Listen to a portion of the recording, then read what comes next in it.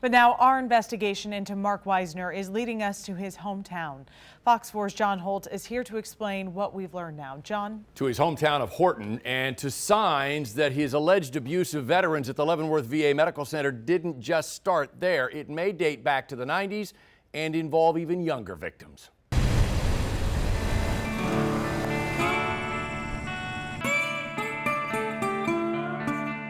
Nestled in the gently rolling terrain of northeast Kansas along Route 73, Horton resembles so many small Kansas towns. A quiet main drag, a small town charm, the high school a center of gravity, including the Friday night lights of fall football. But also this man, Mark Wisner, accused by veterans of sexually abusing them as his patients at the Leavenworth VA, all battling physical and mental wounds of war.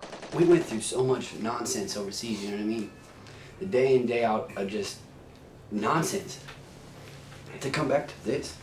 More nonsense. Is that a real thing? Is this really happening to all of us right now?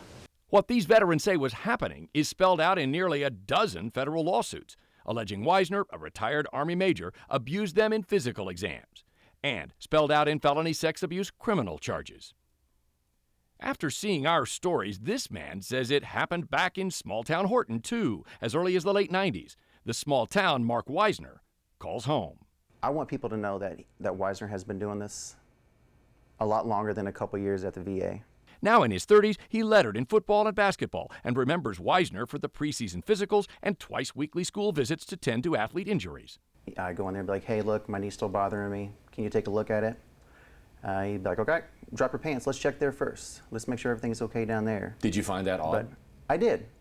But not odd enough. In fact, these Horton Chargers all talked about the same drop-your-pants experience and kind of laughed it off. It was just something that us kids, we'd razz each other about. It would prove no laughing matter. Like the veterans, these students trusted Wisner, trusted the school district and Horton Hospital that allowed him to serve as a team trainer. This, even though the district, hospital, and later the VA medical system either missed or ignored Wisner's 1992 application for a physician's assistant's license. On it, he checked yes to having been convicted of a federal, state, or local crime. The state won't say what crime, but as we've reported, California authorities cited Wisner for lewd behavior at an adult bookstore in 1987. Wisner surrendered that license last year. But until he was jailed in June, he remained in Horton and an officer in the town's VFW post. That post has since closed. We hope to learn more from Wisner's wife, who remains in their Horton home. She told us she could not talk about her husband, the allegations, or his past. My heart goes out to them. But now, nearly 2 decades later, this former student-athlete is talking, weighing the guilt, he admits, of not talking much sooner. If I would have said something back then, if something did happen and what has happened to these soldiers, maybe that could have been prevented. Maybe there would have been more red flags, when his name popped up.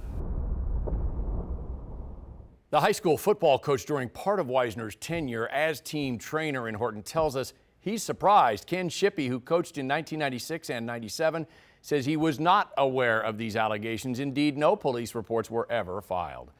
Friday, Wisner pleaded not guilty in Leavenworth County to a charge of aggravated sexual abuse in connection with his work at the VA.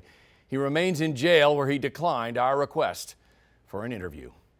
John Holt, Fox 4 News, working for you.